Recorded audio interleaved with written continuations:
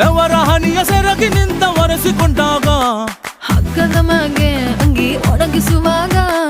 ನಿನ್ನ ಮೈಯ ವಾಸನೆಯು ನೆನಪಾದಾಗ ಎರಡು ಕೈಯ ನೆತ್ತಿ ನೀನು ಜಡಿಸುತ್ತುವಾಗ ದಿಮ್ಮನಪ್ಪಿಕೊಂಡು ನಿದ್ದೆ ಮಾಡುವಾಗ ಸುಸ್ತಾಗೋಗಿ ನೀನು ಆಕಲಿಸುವಾಗ